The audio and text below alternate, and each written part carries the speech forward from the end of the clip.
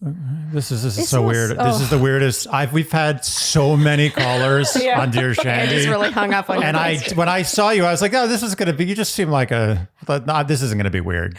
This is the weirdest call we've ever had. Dear Shandy. Welcome back to Dear Shandy, listeners. Hello, Andy. Hello. How are you today? Doing good. You seem to be a little rough. I'm a little frazzled. I walked in the door 10 minutes ago, coming straight from a dentist appointment where I got a filling done, but I think it sort of shocked everyone. Like, it was one of those ones that from the surface, he was like, yeah, we should fill that. And then when we got in there, he was like, oh, this is actually like a monster. It was so extreme that by the time I left, like even the receptionist was like, wow, like that took a really long time. Like everyone was talking about how long I was in there for. That's really amazing, considering probably they see some really bad stuff in there. Yeah, maybe they were just trying to make me feel, I don't know, seen for what I'd gone through. I don't know. Make you feel special. Yeah, but I'm still numb. Like the bottom corner of my face is not all there. So, but I ran it past you, Andy, right after I left. I said, good. Can you still understand me? And you said yes. Yeah, it's not affecting speech. You look beautiful. And I think we're good to go. Anyway, it's caller day, and we couldn't possibly cancel on a caller, like numb in the face or not, because it's very important. Yes. And we are joined today by a lovely caller named Riley. Riley, thank you so much for joining us. Oh my God, she has a cat mug. Okay, Riley, do you mind giving us your age, the age of the person in question? I believe there was one, your city or region, whatever you're comfortable sharing, and your story, please.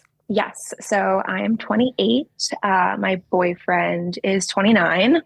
I live in New York, Long Island now. I used to live in Manhattan, Brooklyn, all those areas. So we met when I was 21. He was 22 through mutual friends, different colleges, but mutual friends through those colleges. And we started dating pretty quickly. And then as he was like graduating college, my lease for my apartment was coming up, and we'd already been dating for like 8 months, and there's conflicting stories here. But I thought I said, like, you can come live with me for this summer until you figure out like a more permanent solution. Because it was either that or him go back to where he's from, which is Massachusetts. And then he thought I was like, oh, just come move into the new apartment I'm moving into. Anyway, he ended up moving in. We like have been living together ever since. And he had gotten a job in finance out of college. He had to take a bunch of tests to start, like before he started working and earning money. I was still in school. I had an internship. I was babysitting. I was like fortunate enough to have my parents be paying rent for me and giving me a little bit of like an allowance every month. And then he passed those tests, started working, but it was like a commission-based job. So he wasn't making money like at all. I was like losing money from commuting to Jersey and like doing all this stuff. And to be a financial advisor, like you need connections, you need people to advise. And so he relied a bit on my family. The cat just jumped up. I have to narrate that to explain Andy's face expression. Sorry, continue. I was afraid this was going to be a problem. Anyway, he kind of utilized my family for connections to like advise friends of my family and whatnot. That job sort of like fizzled out. We ended up moving in with my parents for a year-ish. He got a new job that he still does to this day and like loves. And then over like the next couple of years, we moved around a lot. We lived with my parents, then we moved to Brooklyn, then we moved back in with my parents, with the intention set that like we're going to move back in with my parents to find a place where we don't have to keep moving year to year, like someplace to settle. I gotta say, this sounds exhausting already. Like moving's a pain in the ass. Such a pain in the ass. So terrible. And we never hired movers, which is like, I'm never doing that again. What? Ever. It's impressive. Is your boyfriend like, are you, is he a bodybuilder? How do you do that? Yeah. What's going on with that? I don't even know. It was just like something we never thought to spend money on. Cause like, why, like we could just do it ourselves. And also it wasn't a big transfer of like things. Like we were moving to a state, like a different state. We were just moving like 25, 45 minutes away. Still have to carry a bed days. and a couch. It doesn't matter if it's... I know. Luckily, my parents... Doesn't matter if it's 10 feet away. They sound like they're in their 20s. All right, fine. I could not do what you did, so I'm impressed. I'm not doing it again. That was like the last time. Moving here was the last time I'm doing that. Good. And I've made it known. So like in 2019, we were living with my parents again with like the intention to find a place to settle into. Like he's been doing great at his job now and was then, and his younger brother was looking for a job. He came to New York. He was living with me, my boyfriend, and my parents, all in my parents' house. And then COVID hit like 2 or 3 months later. So it was a lot was happening. Wow. Mind you, like he and I over these years, our communication wasn't great. We got better, but we were essentially growing up with each other and figuring ourselves out and like our dynamic out. And we're in a good place now.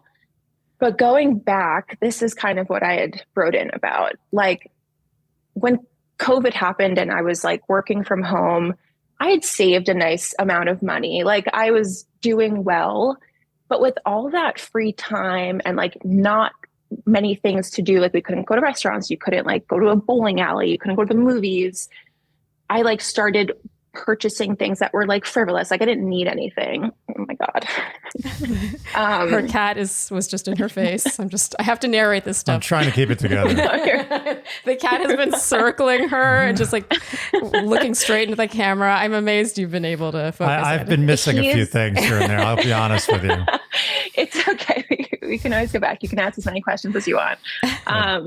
But more or less, I got myself into a situation with money, with debt, that essentially like my savings was more or less nothing. And over the next 2 years, like until 2022, I didn't really get it back in order. So I was kind of like going up to like, mind you, like this is a small amount in terms of debt. Like we're talking under 10K, like something that I knew I could pay off. Okay. 4 figures. Yeah. Like in terms of my job. I think it's, I'm glad you're telling us that because I think it, some people can be like, oh, it's, it's not a big deal, but then you might hear the number and be like, oh, wait, actually, but to know that it's under 5 figures and you said you have gotten yourself out of it. Yes. And I only know that it's not that big of an amount because I was always afraid to tell people. And whenever I did, they're like, that's it. Yeah. Like they always made me feel better that it wasn't like tons and tons of money. Anyway, it took me a really long time to pay it off because I have this thing about like not talking to people about things that I'm like internally anxious about. Like I want to solve it myself before I involve other people. It's just like a part of the way, like the school I was in, like the area I grew up in, like I just kind of always have this little thing where I need to like prove myself to myself. For what it's worth too, though, I think a lot of people feel that way about debt. Like they feel a sort of shame about it. And they sort of, as we just said, we had an episode about perfectionism come out today. And she said, shame loves secrecy. Mm-hmm. So it doesn't really surprise me that you wanted to keep that on the down low until you felt like you had it sorted. And I was nervous. I mean, in terms of the person I'm with, like he's really come up a lot in terms of finance. Like he really didn't come from a lot of money. He had a lot of student loans to pay off, which like, thankfully, I think he's pretty much done. Wow. That's impressive. Yeah, no. And he made that a priority, like wanted to not have to hold on to that for the rest of his life. But like, because of his financial background, like within himself and his own upbringing, and then him literally being like a math guy and in finance, I think it just put pressure on me that I wasn't really recognizing while I was keeping it a secret until I finally told him. And I was like, oh my God, this is 10 times worse now saying it out loud than I was feeling. I was feeling it's not that bad. Yeah, I mean, he wasn't happy like at all. It eventually led to us breaking up for a brief period of time. Like he broke up with me over this situation. Andy's face.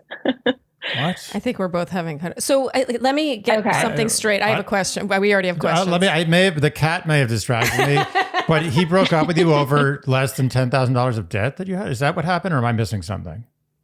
No, that is essentially in a nutshell. Happened. Can I ask one more question? When you did tell him about the debt, this is while you were still at like peak debt, or after you had paid it off, or like at what point in your time? It was at peak. Okay. And he like at first offered to help because he makes more money than I did at that time. And I, again, like didn't want anyone's help. I wanted to figure it out on my own.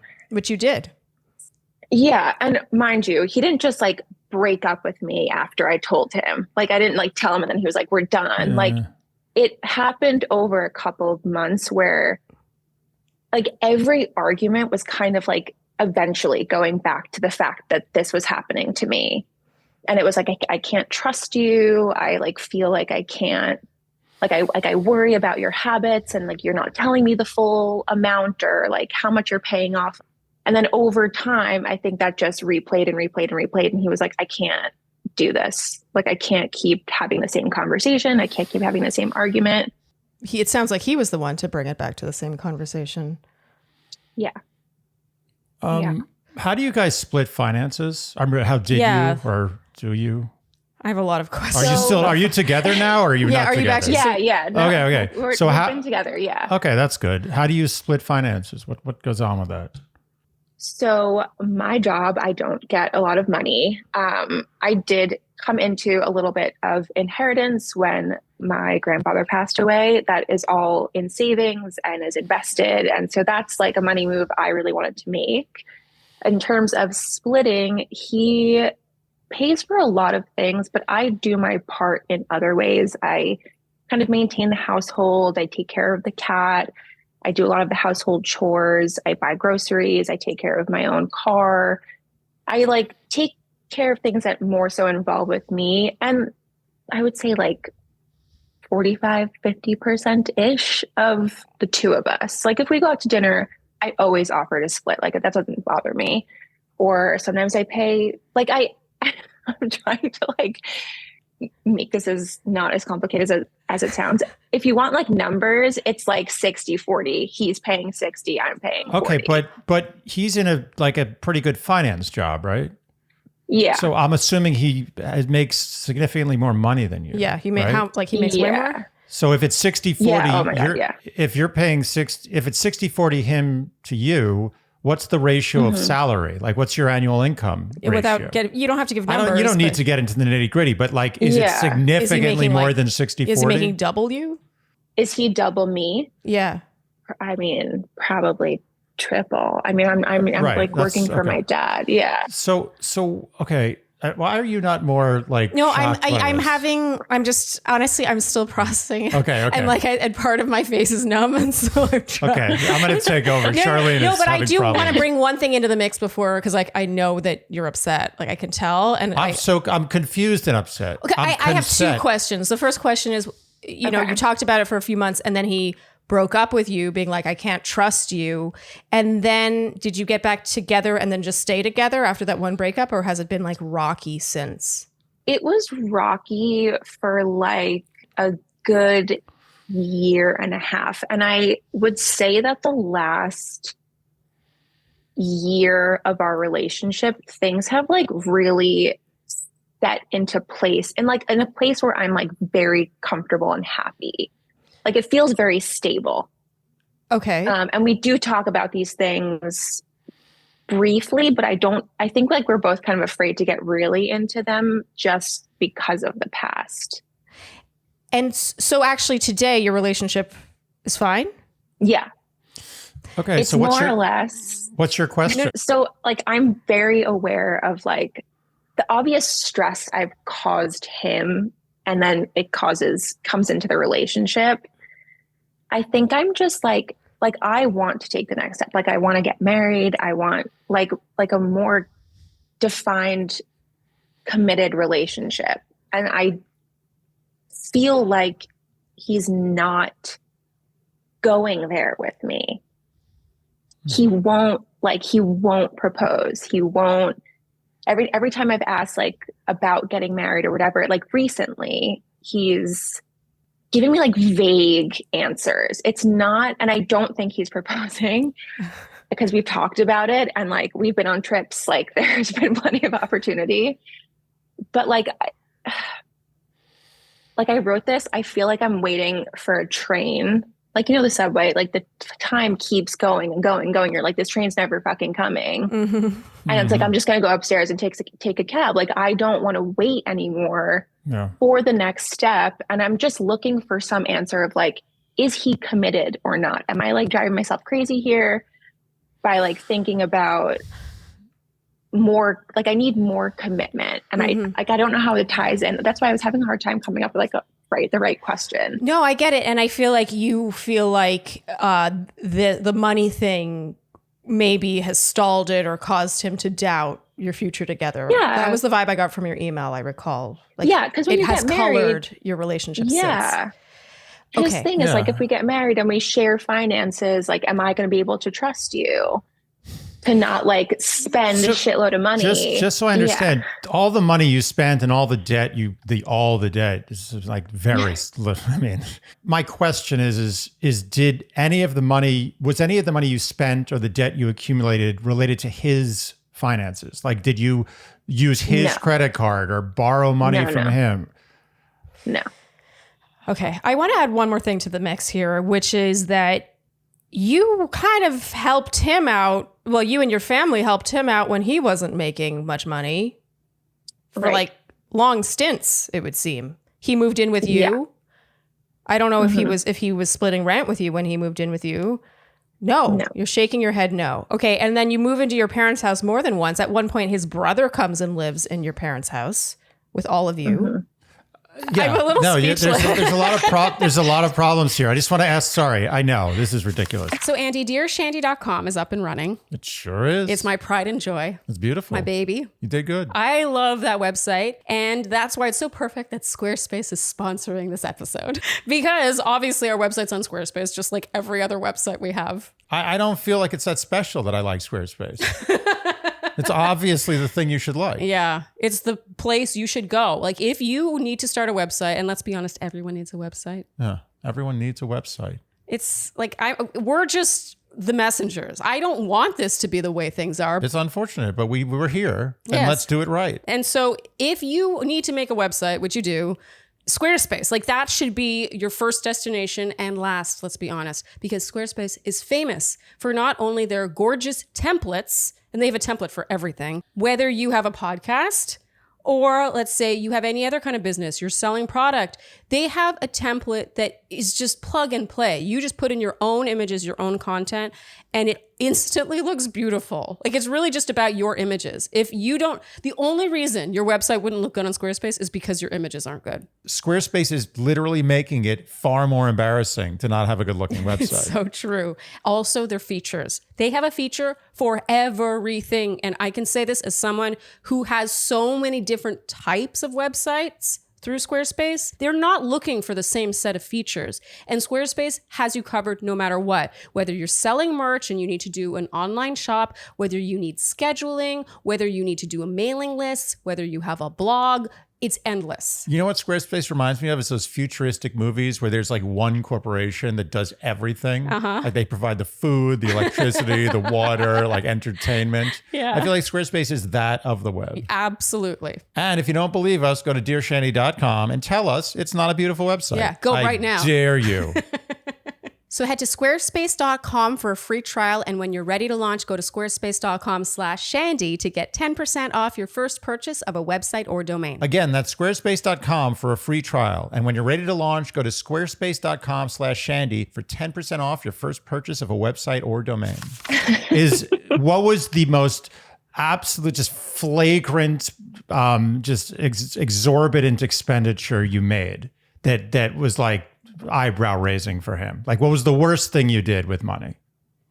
Just like spent too much of it. Like there, but what was the thing? Like, was there a thing you bought where he's like, I can't believe you bought that? Like, why'd you buy that? No. So what were you spending the money on? Just like going out with your friends or like buying like clothes or? Yeah. It was like, honestly, it was all like bullshit. I mean, I bought like some nice, I worked in interior design for a long time. So I bought like vintage pieces of furniture for like a future home, but that like things I didn't need to spend money on at that point in my life. Okay. I feel like there's something else going on here. I think this money thing, I know you're framing this with the money, but it's hard for me to believe that this is really all about that, because he's making 3 times as much money as you, and he's probably on a trajectory to make 10 times or 50 times as much money as you. And I don't understand why. And believe me, what you've just explained is not even close to a spending problem or a debt problem. I've seen 100 times worse. Like in cases where I'm not even worried. Like, this is nothing. So my question is, I thought the question was going to be about finances, and this question is not about finances. This question is about, why is a guy not proposing to me? Like, why is he stalling? Does he have cold feet? This is a cold feet question. And they've been together 6-7 years. It's been a long time. Yeah. So what else is going on in your relationship that's an issue? There has to be something else. I believe that this finance thing is just a red herring. A red herring, or sort of like he's using it as like a catalyst. A symptom of something else. The symptom, I think, is coming from his side of like having nothing.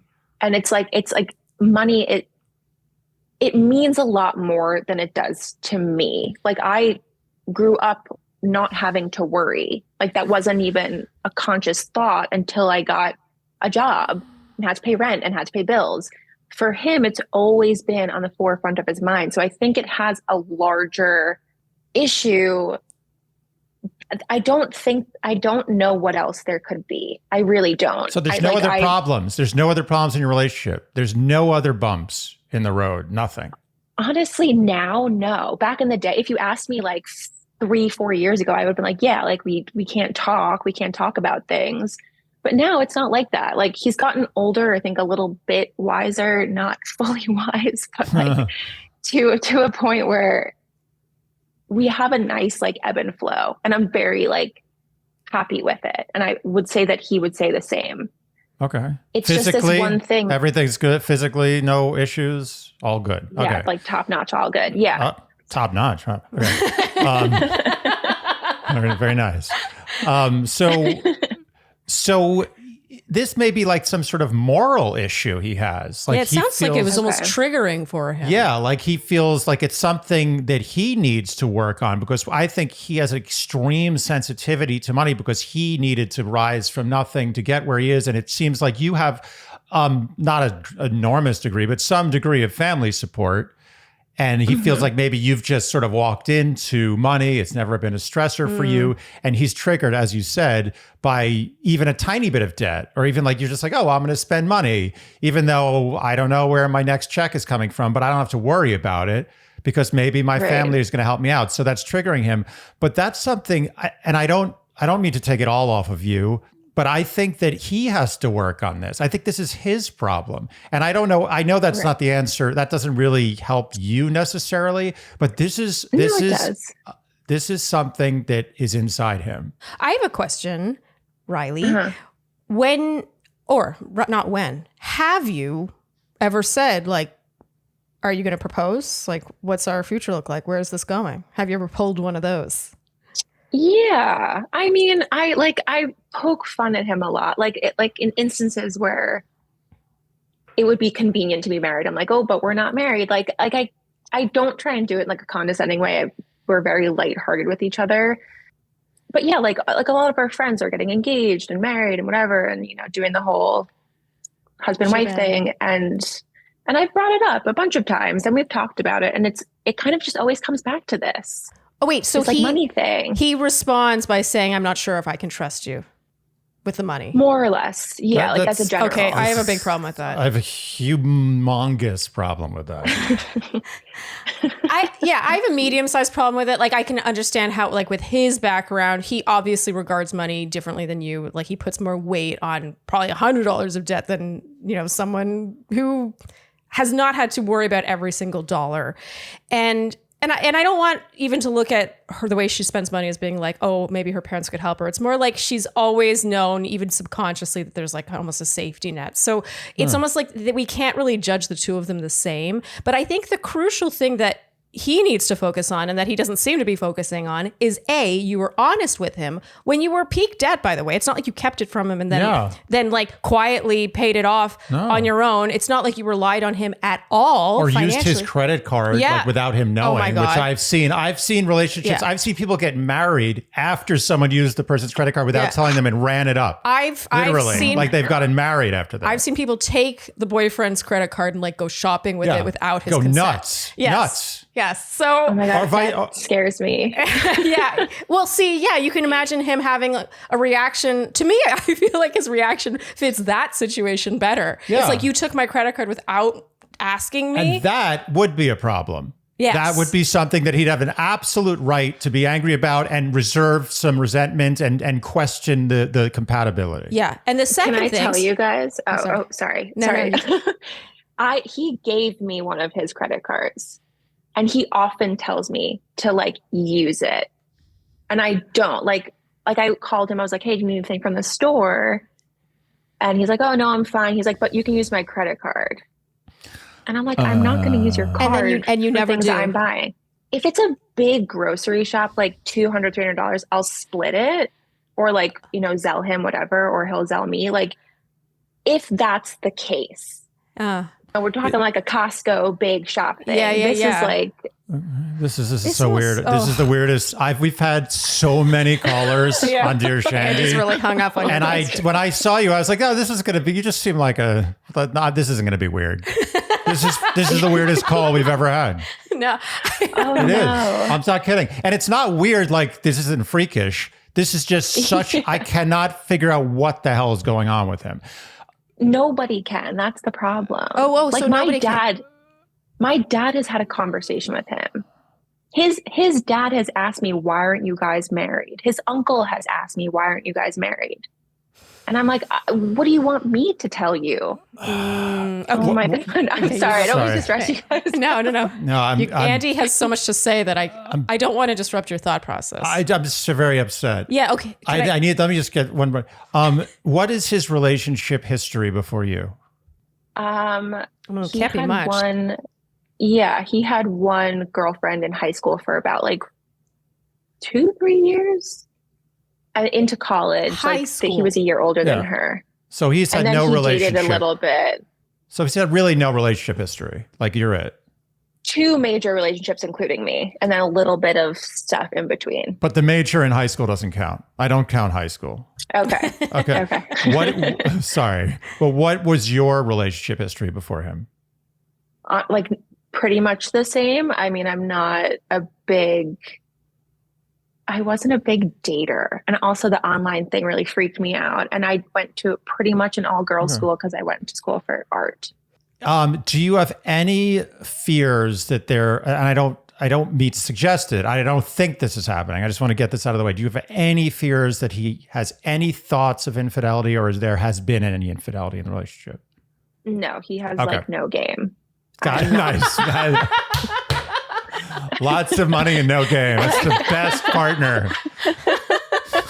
May everyone find him. I saw him driving today down the street. Like his office is really close to our apartment. And I saw him driving and I was like, where is he going? And I called him just in case. I was like, this guy is going to meet his other girlfriend like midday at lunch. And he's like, I'm going to pick up lunch. And I was like, I do believe you. He's like a car that nobody else can drive. It's a very long-winded, stupid story, but yeah. Okay. Okay. So just because I want to be super thorough, I said the first thing we have to remember is that she told him at all. She didn't keep it a secret from him. And second of all, she paid it off herself, not relying on him at all and just on her own over time. I gotta say, I think 2 things. First, I think he is using this as something to lord over you. And I don't even know if he's really conscious of the fact that he's doing it, if I'm honest, because I don't know if he's really conscious of how he's been triggered by this. But that's a really low bar to be willing to lose someone, in my opinion. And I agree with Andy that this needs to be brought to a head and not, I'm sorry to say, in like a lighthearted kind of way. Yeah, that's to be because that's sort of his, like, he can kind of skirt out of that. If you're sort of like jokingly like, oh, if we were married, ha ha ha, but we're not. I kind of feel like this needs like a sit down, like we need to talk. Do you want to hear my theory about what's happening? Because I have a theory, but I don't feel super confident about it because this is so weird. My theory is that he's never had a meaningful adult relationship except for you. And he is using the finance thing, which he is slightly irritated about, but not in a way that should disrupt your relationship. It's been like 4 years. No. I'm not, this is a total right? It's been like 4 years. The finance thing is a red herring. I don't want you to think about it. So when did you tell him about the debt? 2020. Okay, so it's been 3. Yeah. Okay, whatever. Well, it's been a couple years. Doesn't matter. Sorry. If it was a couple of weeks, it wouldn't make a difference. Okay. That's not it. That's a red herring. I believe he is using that to mask the fact that he has cold feet about getting married, not necessarily to you, but to anybody right now. I think he's never played the field. He's never experienced dating different people of any meaningful nature. And I think he has cold feet, and I'm not faulting him for that because I had cold feet my whole life until I met Sharleen late in life. I had a lot of cold feet episodes with decent caliber partners. I think that's what's happening, and I think he can talk all he wants about your irresponsibility with money and whatever he's going to make up. I think that that's just his way of creating something that he can hang on to basically kick down the road the inevitability that he's going to be married and he's never going to be single again. And I'm not saying that he doesn't love you or that you guys don't have a great physical connection and everything's fine. I believe your relationship is good, but I think that he's in that sort of permanent not ready state of the kind of guy who never had a lot of experience with women until he got involved in this long-term relationship. That's my theory. And that's the only theory I have. I have no other theories. Mm-hmm. So if that's not it, I'm lost here because I can't think of another reason why this is happening. Okay. Do you want to jump in? Yeah. I just like the one thing I keep coming back to is like, why string it along? Oh, that's what guys do. That's what guys do. That's not it. No, that's not. Don't even ask that. That's what we do. We string along. I'm happy that you said because that. You're scared. There are guys who've been in relationships for 50 years because they didn't want to break up. Yeah. They'd rather do that. They'd rather give their whole life to somebody than actually spend 2 hours breaking up with them. I've asked, are you waiting for me to break up with you? Like, what is going on here? Yeah. Like more than once. And he's like, no. No. Like, is there anything? Just no. I mean, I can't remember like the specifics, but more or less the answer was like, no, I'm not waiting for that. Like, I'm just trying to like figure out X, Y, and Z, which whatever that is, finance, blah, blah, blah. And weddings are expensive and the whole shebang. Mind you, I come from a Jewish family. Like, we're paying for the wedding. Like, there's no worry there. Like, I don't know. I think I've set kind of an ultimatum for myself. Like at this point, maybe a year or two from now, I kind of got to reevaluate my shit. Like I can't be strung along forever. I mean, you're not getting any disagreement over here. I think that not. You have, he knows you. You've spent the majority of your 20s together. These are like crucial years. And in these years, oftentimes people grow apart. You guys have stuck through it. He knows the person you are. And I find it very, like, it's intelligence insulting, I suppose, for him to blame the money thing. He can't trust you when you have solved that problem and you were honest about it. And instead, he should be focused on the fact that you were honest and that you paid it off. You know what I mean? It's like he's focusing on the glass half empty side of that instead of the glass half full. And I'm just trying to have a soft, like, I agree with Andy's take, honestly. I'm trying to give him like the utmost benefit of the doubt. Like, let's say this is his thing. This is his Achilles heel. This is the thing that triggers him more than anything. Even then, the way to earn back someone's trust is with time and with action. And you've already been doing that. Yeah, you're paroled. You're gone. You're done. Yeah. Your conviction has been expunged. He doesn't have a case anymore. That's why I'm saying there's got to be something else. You're right. Yeah. I think that you're nearing a point, in my opinion, where like I hate to talk about ultimatums, but sometimes they're necessary. Yeah. She should shit or get off the pot. Yeah, really. you got to put him against the wall on this. I hate to say it. I'm also not an ultimatum guy. No, we both are really hesitant about that. I don't like them either. Yeah. No. I do feel like there are a lot of pressure on men to propose. If I felt comfortable proposing, I would. Do you think if you were to propose, he would say yes? Oh my God. I don't even know. I think I once asked him because I had seen that Becca proposed to Thomas and I thought, oh, that's so cute, whatever. And it got me thinking, I was like, that's like such a smart idea. But I don't know. I asked him, I was like, what if I propose to you? He's like, well, don't ruin the surprise. And I was like, I'm not. He was like, he didn't want me to. Like, he made it ruin that. To ruin the surprise that's been cooking for it's years. Overcooked at this point. We don't do the ultimatum. I mean, are you a Shandy? Do you listen? To our caller episodes, we don't do ultimatums. We often do ultimatums when there's a clear, like the boyfriend or girlfriend is terrible. And they need to like walk away. Get their act together. And just like, and this is not that situation. It sounds like your relationship, except for this weird elephant in the room, is pretty great, unless you're lying to us. No, I don't think I am. I don't even know what other like relevant information you would need. I trust you. Have you ever thought about going to any kind of couples situation, or does it not seem like it's even close to that? Like couples therapy? Yeah, just some counseling together. I've thought about it. Yeah, one of our differences, like we are this is probably what Andy like wants to hear. We're very opposite. I'm the emoter and he's more of like the concealed person. So I am comfortable bringing up weird conversations or uncomfortable conversations where he gets a little bit more clammed up and like doesn't really open up. It's gotten better. He's opened up more. When I've mentioned couples therapy, he's like, I don't really think we need that. Yeah, he's like not super comfortable with the idea. I mean, I go to therapy every week. Like I'm going to school for mental health counseling. Like I switch careers.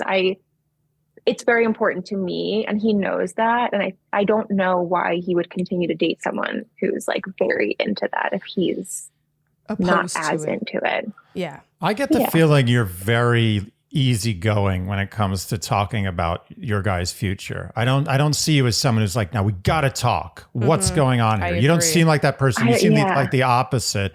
And I think you have to move a little more towards the middle. I do think that you have to be a little firm about this conversation. Well, just because you need to know that this is like worth, and I don't want to say that the only way a relationship is worth your time, worth your investment is if it ends in marriage. But if that's what you want, then yes, we do have to look at it in those terms. And, you're 28. You've spent most of your 20s with this guy. I just don't think you're being unreasonable to be like, I need some assurance that like you intend to propose at some point. I don't mean to take away the surprise, but if he is planning something, then he should be like, don't worry. Like, okay, like, shh, like that kind of thing. But if he reacts in this, like, don't rush me, I'm not sure, I don't know if I can trust you kind of way, I'm sorry, that's to me looking like a red flag. Yeah. It should not be difficult for him to be like, I want to spend my life with you. We've been together for 6 years. I want to know what answer he comes up with when his back's against the wall. Yeah. I want to know what that answer is. And if that answer is, I can't trust you with money, I think you need to start thinking about possibly even more like maybe taking time apart, because that's BS. Yeah. So Andy, well, I like to think that I take good care of my skin. I mean, I'm really I'm not going to lie. It's one of the things I'm most on top of. And that is largely thanks to Apostrophe, which came across the Dear Shandy desk a long time ago, actually. Yeah, it's been a while. They were OG. It was the most hard yes ever. And how it connects you with board certified dermatologists to get you prescription skincare, topical and oral, delivered to your door. I was like, okay, done. Yeah, what's funny was when we started this podcast and it started growing, I never thought the way that it would change our lives would be skincare. And we have Apostrophe to thank for you getting in on the skincare game, because never in a million years, I can't even imagine a world, even now that you do use prescription tretinoin and through Apostrophe, I still, even with you seeing the results of that, I can't imagine you going to a dermatologist to get the prescription and then going all the way to the pharmacy to pick up said prescription. And you just would never, ever do that. It would never happen. So with Apostrophe, you fill out their online consultation where you talk about your skin, you upload selfies of your skin and what your general skincare concerns are. And then a board certified dermatologist reviews that information and then will prescribe you something if you need it. And then that prescription is delivered to your door. You never have to leave the house. In fact, I'm pretty sure we filled out our online consultation right here on the sofa. We did. It's really one of those win-win-win things. Mm-hmm. It's just like you don't have to spend all the money. You don't have to use your legs to go places. No, we don't want any of that. And you get the skincare that you probably really needed a hand-holding to achieve. Yes, because I'm going to be honest, a lot of people, that is too much of a hurdle to overcome, to have to go see a dermatologist. Like, that's a big step for a lot of people, especially if you don't have like really big, obvious issues with your skin. You're like, oh, I'm just good to go to my local store. Finally, it's not just about the face. The face matters, but it's not the only thing that matters. You have skin all over your body after all. Usually, yeah. Apostrophe offers access to prescription medication for all types of acne, including chestney, backney, and Andy? Botany. I had to say that. Thanks.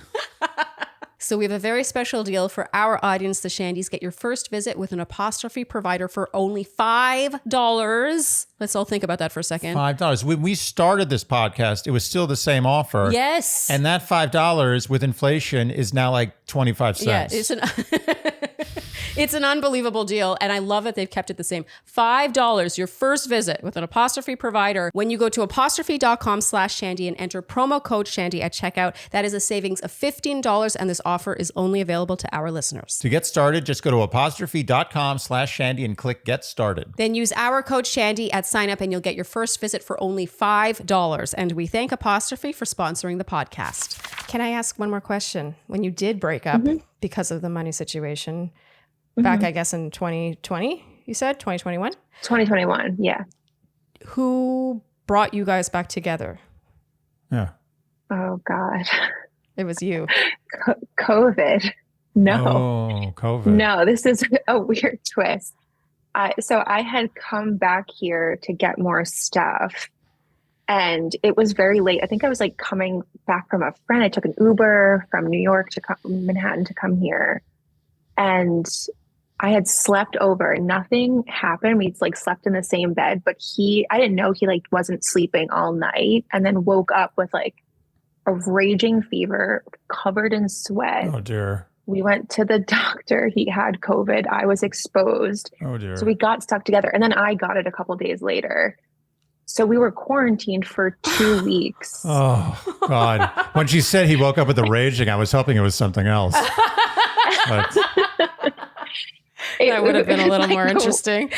Yeah, that would have been so interesting. funny, like COVID bringing people together rather than like, breaking them up. But yeah, like we'd fought a lot. It was bad. COVID was bad. And then we were like not in a good place. And we were like fighting a lot, had to share a bed because his brother lives here with us. Like we couldn't mingle out in the living room and bedroom. And then we had a wedding like a couple weeks after that both of us were going to.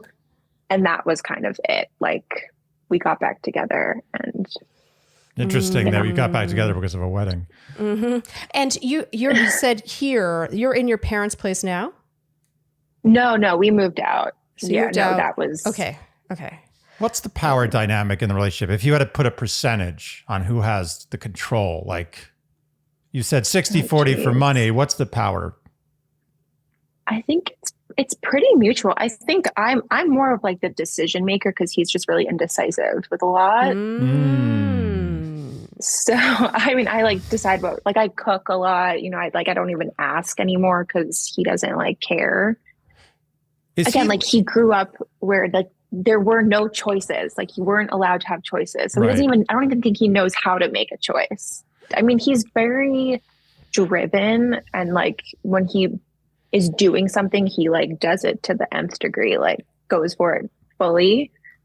But yeah, like sometimes I'm like, you're not 20, like you can adult up a little bit. Like, Yeah. He comes home, sits on the couch, goes on his phone, decompresses a little bit, and then it's like 9 o'clock and he decides to go to the gym. And I'm like, what are we doing here? Like, oh man. Is okay, I'm just going to lay down a scenario, then I'm going to give it to you because like 5 minutes. kind of at the end of my rope on this one. If he came home tonight and you're like, we need to talk, like, I want to take time apart, totally no passion. You were just like, I've already thought about this. I made this decision. I just want to split up for a while. What would his reaction be? It's going to sound so bad, but someone once asked me this and to do exactly what you're saying. I don't know how to phrase it right without making him sound like an asshole. He would want what's best for me. So he's not like the fighter. And that was a big point of contention at one point. I was like, you're not really fighting for this. Like, I'm fighting it for the both of us. Okay. Ooh. Okay. And my last question, then I'm done. Yeah. I mean, could you live without him? That's a good question. I mean, yeah, like anyone, I don't want to. I really don't want to. But if I could and I needed to, like, yeah, like I could pick myself together. Yeah. Okay. Okay. Well, that's a great place to be coming at this from. Not to say that you need to go to that place, but it gives you a ton of leverage. And I hate to talk about it in these power dynamics, but I really think when we're talking about ultimatums, which is I think is the place that she is nearing, or already at, she's there. Frankly, you're already there. It's really important that when you give an ultimatum, you really mean it, and it's not just to try and get what you want. 100%. Like, you've got to be willing to lose him. And frankly, I don't want to cast too negative a light on this relationship, but he has already shown that he was willing to lose you. I'm really bothered by the fact that all your fights kept coming to this, and that he was willing to let you go over that. And then it doesn't really sound like, and you can correct me if I'm wrong, it doesn't really sound like when you got back together, it was like, we solved this problem. I've earned your trust back. Right. And that was part of the question, was like, is this going to be loomed over my head forever? Yeah. If we do get married and like move on, like, am I going to be living this? Yeah, there comes forever? A point where you no longer need to be punished for a crime you committed, especially when you were honest about it. It's not like she was caught. No. It's not like he opened up her credit card bill. No crime was committed. Oh my God, I said opened up your credit card bill, like people still get them shipped to their door. But like, I am honestly kind of like flabbergasted that he's been able to make you feel as bad about that as he has. And I'm not trying to make it sound like you didn't do anything bad, but I also think you undid the badness. You undid the crime yourself without relying on him. Yeah. So he has shown he's willing to let you go. And I do think that there's a fine line between him wanting what's best for you and not fighting for you. Like, those are two separate things. And I think that it's veering into the latter for me. If he's willing to let you go, like, that has to be taken at face value. Yeah, he can frame it as, I want what's best for you. But dude, like, you're going to lose her. Well, you should care more than that. Well, you've made it too comfortable for him. It's too comfortable for him to drag his feet, I think. Yeah, to kick the can. Yeah. That's a theme in a lot of my relationships. Yeah. I think you should break out of that. I'm like the comforter. Yeah. Okay. I'm like the Enneagram. I'm a 2, in case you're wondering. Okay. The giver. Okay. Riley, I think it's clear, like, honestly, how you go about this is up to you. I do think this is like a non-joking, we need to talk situation. And just in like if you care about me, you'll be honest with me kind of thing. Not like hands on hips. If you don't propose by July, then I'm leaving you. But more like, if you're not sure about me, Like I'm 20 years old. Like I have options. I'm in my prime. Like, let me go. If you don't want me, let me go. Yeah. And I think I've proven myself with the finances. I think I've re-earned your trust. And if you still can't trust me, then I agree with Andy. That's on him. It's not on you anymore. Yeah. You've got to change the dynamic in the relationship. Yeah. All right. I appreciate it. Any advice, I'm happy to listen to. Riley, I'm sorry if that isn't what you wanted to hear, but I mean, you seemed like you have such a good head on your shoulders, and it's really like screwed on straight. And I feel like no matter what happens, you're going to be fine. Yeah, I'm not worried about you, I'm not and you worried shouldn't about worry her about you. Like, you're going to be fine no matter what happens. Mm-hmm. So don't think that like you have to hang on to this dream if it's not right. Yeah. Thank you so much for joining us and calling in, Riley. And please, if you feel comfortable, keep us posted, okay? Yes, updates. Oh, I will. Okay, yeah. I'll let you know. Okay. Have a great night. You guys are the best. Thank you so much. Thanks, Riley. Thank you. Bye. Bye. Oh, dear. Oh, man. I hate being like, you need to give an ultimatum. I know. I don't hate like going those. there. It's how I feel those. like you should talk to someone, like you should go to therapy. Like, I don't like those sort of like get out of jail free card answers, but I really feel like she's in between a rock and a hard place. Like, she doesn't have a choice. He's making it so she doesn't have a choice. She has no choice. If there was no like money thing, if she just told this story like I don't know, he's just kind of like not getting off the pot, I'd be more like, well, I don't know, maybe there's some nuance here. But the money thing to me is such a way of him saying, oh, but the money thing. Yeah. That's a way of him just looking for the flaw, kicking that can down the road. I'm telling you, this guy is going to let her just be with him forever without making a move. He's that guy. I can tell who this guy is. He does sound very passive. Yeah. And she's a comforter and she makes the decisions. The comforter decision combination. You know what I'm saying? The comforter decision. Yeah, where those two meet. I just strongly feel, there are going to be people who are like, she got herself into debt, but like, she got herself out of debt. Like, that's honestly very impressive. It's very impressive. And she was honest with him. I feel like there was some like shaming there. I almost want to give her a hug. Like, I was like, this is not a problem. Yeah, this is not something you should have been criticized about. She's just not in the minority. Like, there are a lot of people who get themselves in these financial situations. And I think it really shows a lot of tenacity and willpower that she was able to get herself out of it. Like, why aren't you focusing on that? And also she was buying, like, I wanted to know. I was like, did you buy like some ridiculous thing? Like No, she was buying vintage furniture for her home. For their home.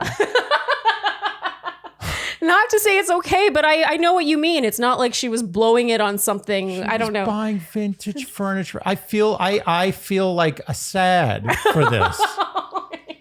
I feel sad. She's taking on too much burden. She's allowing herself to be like a criminal in this. Like, she's you could see she's just a sponge. Yeah. For BS. Yeah. You can tell. Yeah. And I don't like it. I don't like it. Yeah. Not happy about it. I think it's cute how passionate you got about this one. Yeah, she seems like such a, like, I hate to say it, but whoever this guy is, she can do better. It's becoming red flag territory to me that he is clinging to that this much. Like, you know who she is. What else does she have to do to prove herself to you? Like, that is a really short stick of, I don't know, of like a leeway, short leash. Like, it's a short leash for fucking up in life.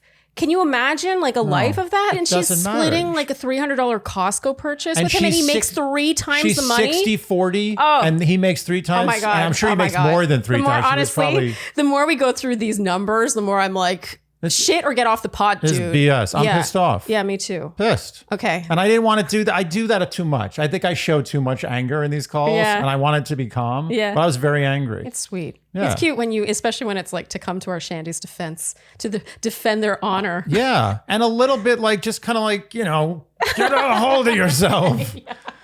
Okay. I think we can wrap there. Yep. And I really hope she updates us because I'm dying to know. I'm going to actually demand one. I'm reaching out. I'm going to say, where's the update? Okay. Where is it? If you enjoyed what you heard today, you know what we will ask of you, and that is to like, subscribe, hit the notification bell, follow us on Instagram, and TikTok. Leave us Apple and Spotify podcast ratings and reviews. Tell your friends, and generally do all of the things you would do to support a podcast you enjoy. Thank you so much for tuning in, and we'll see you next time on Dear Shandy. Bye-bye.